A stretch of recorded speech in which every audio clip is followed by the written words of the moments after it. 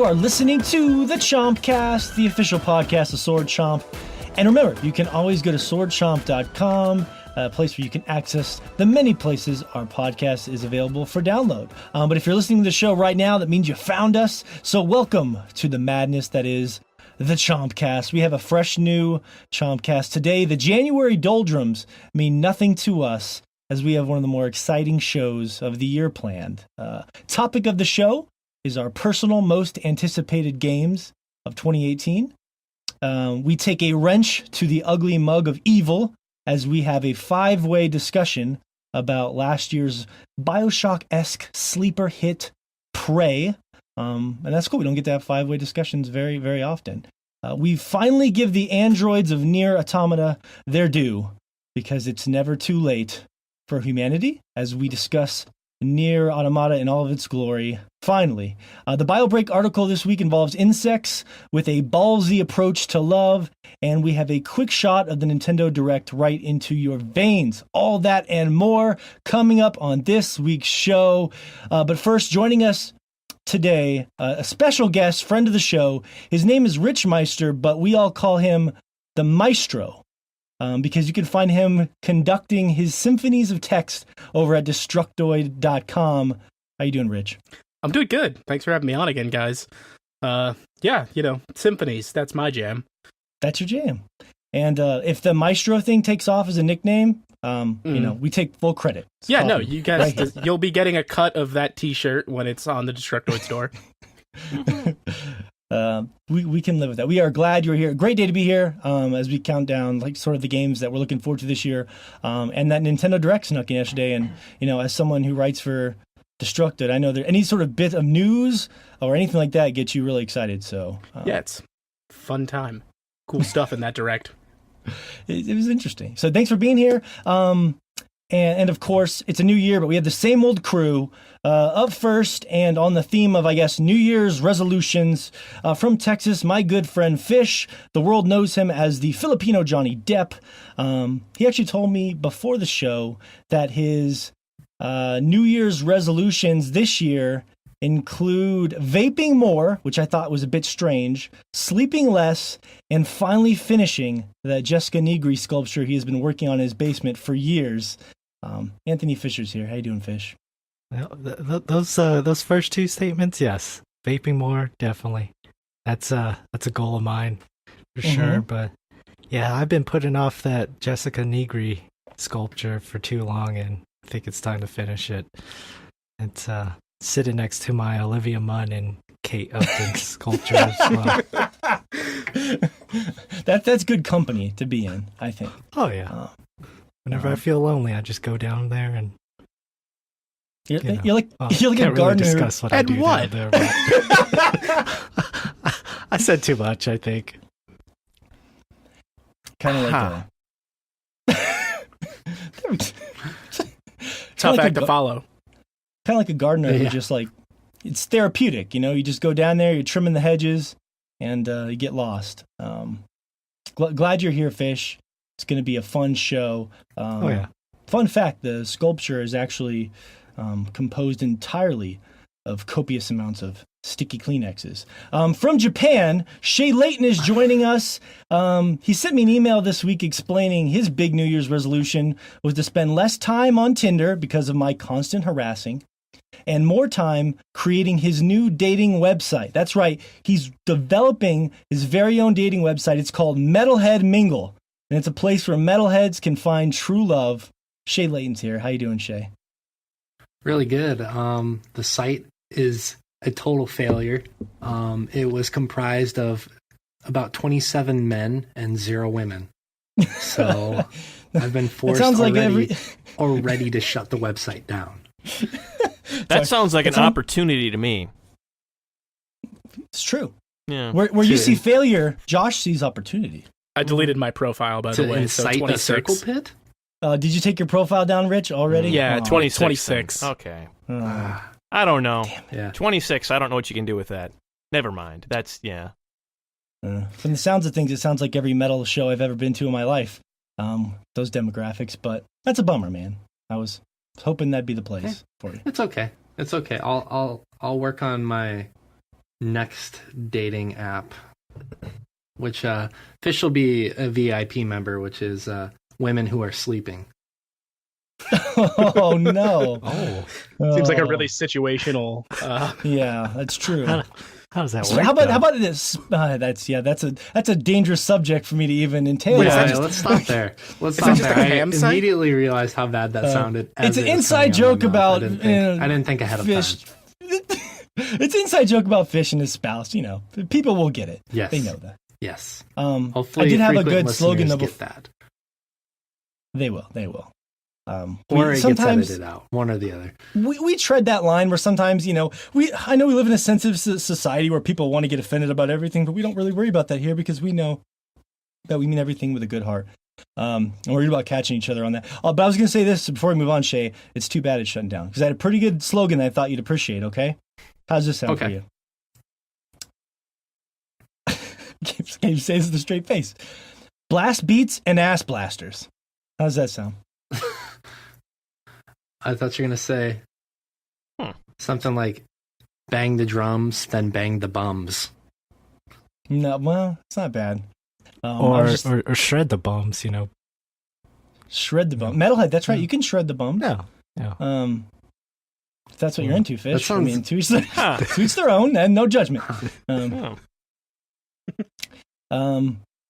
you're here, judgments. Shay. Yeah. Shred the bums, and then, website then caters to sleep it everyone. off. sleep it off. Anyways, it's a new year. Glad to have Shay joining us from Japan. And, of course, lastly, but surely not least, Joshua Fowler is here from Michigan. Josh didn't send me any New Year's resolutions, so I figured I'd try to help him out. Maybe we can do this together. I'm thinking number one, be nicer to Morgan. I think that's a pretty good start to New Year's resolution. Maybe It'd be hard to fail on that one. it would. You only have to be a little bit nicer. Yeah. Two, tell Morgan he's beautiful more. I mean, is that Again, too much to ask? hard to do worse than I am so far. So If I'm the worst girlfriend, as you guys call me, ever, that's only par for the course. And then maybe edit more Morgan into the show. How does that sound? Maybe just you could take voice samples I send you privately. Anything. Just yeah. if I make a good point, you could just double it twice, maybe, just for added effect. Something Just like like loop 10 different versions of your same point. that. The same point put over a and beat over. There's behind like a it. chorus of your point. Yeah. I feel like you're describing hell for Josh. I think that's actually hell. Yeah. Or I am Hellblade. absolutely willing to do that as soon as you make a point. Okay. Off to a bad start on that New Year's resolution. I agree with Shay. You are off to a bad start on the New Year's resolutions, but that's okay, Josh, because there's many days left in the year for you to rekindle that resolution. That doesn't make sense, but we'll go with it. And of course, I am Morgan Barnes from Montana. Great show. I'm excited to get into this. One approach we wanted to take to this particular show, a lot of people do anticipated Games of the Year shows, but we talked about this beforehand, Rich, and we didn't want it to feel sort of like a generic, like, oh, let's just go through every game that's coming out or this and that, and it's kind of beaten to death out there. We wanted to make it a little more personal, so that's why I went around and I asked you privately what you were looking forward to the most, and we did the same thing. So we've composed a smaller list for our listeners, but there's more passion and interest there from the heart, and we'll kind of go round robin here as I to everybody on the show, and we'll bring up a different game. So we've kind of planned that beforehand, Rich, and I'll send it to you first, Rich, because your game, God of War, was the one that you brought up. So tell me why you're excited about it, why you're interested about it. We'll start the topic, or we'll start the topic of the show off with you. All right. Yeah, well, I put on, for my big AAA and all that, I've been looking forward to this new take on God of War for a while. I mean, you go all the way back to PS2 era, and that series has been super important, as sort of mindless as it was, and maybe the early entries didn't age as well for that crazy sort of combat. Yeah. And Kratos being sort of a one-note character. But everything they've shown in this game so far seems to be taking a deeper, if more serious approach, seeing Kratos in, tackling the Norse pantheon and dealing with being a father and trying to, not just rage murder everything. Yeah, yeah. And the combat looks deeper, obviously, like much deeper than it ever was. Yeah. That's true. In a weird way, I think because of that complexity, that the gaming world almost isn't as exciting. Like, it's more divided. Like, there are some people who really crave that more involved system and storyline in God of War, and then there's this other crowd who's like, no, I just want my hack and slash badassery. It's interesting how just like that, it's not a little change, it's actually a pretty big change. It's a drastic change in tone and gameplay. Yeah. It's basically a reimagining or evolution, sort of like how Resident Evil went to the first. They totally changed the tone and the look of that series, but almost even more so. Where did you stand on the? I know that everybody else wants to chime in some more too, but I just want to know, Rich, real quick, where did you stand on the original God of War games? Like, how did you feel about the original trilogy? I love those games, but I think I've said before, like, I don't think all of them have aged particularly well. Yeah, specifically going back to like the early, like the first God of War, and I guess I sort of look for a little bit more in a game now. Like, I still think God of War holds up really well. I think in some respects, particularly God of War 3. But I'm excited that if they're going to do more God of War, which, they've decided we're going to do something very different. Mm-hmm. Like, breathe some life into an old franchise in a smart way, I think. Yeah, I think it's also kind of pertinent for them because there have been a lot of hack and slasher type combat games to come out after the third God of War, and I think like an example, granted it's not precisely hack and slash, but like the Batman series that came out was very similar in combat style, and because of that, whereas they kind of need a refresh and do something different.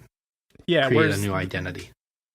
This looks like it takes more from more modern RPGs, even like say like a little bit from Dark Souls. Not that the Dark Souls of, and even The Witcher a little bit, which is a series I actually started digging my way through for the first time last year.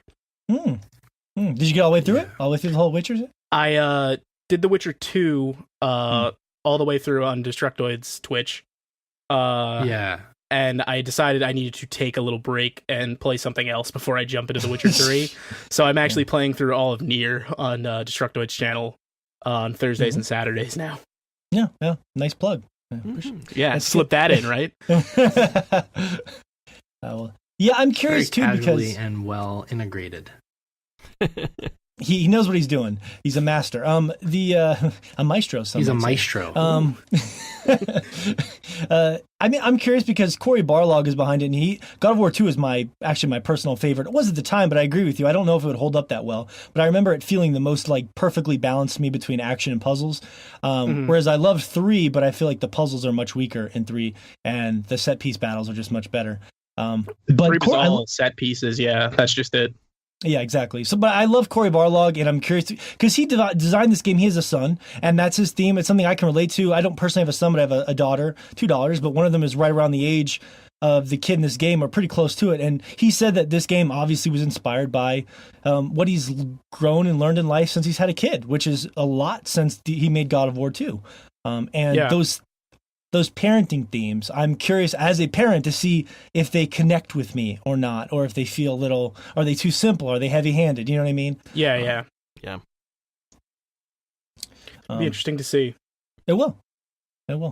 Yeah, the thing that I'm very curious about is whether or not they can incorporate like their big set pieces, because like in God of War 3, like the thing that sticks with me from that franchise was their big scenes with their big boss fights, like fighting Poseidon or Hades, like all those fights. Well, Kratos has a whole new set of gods to murder.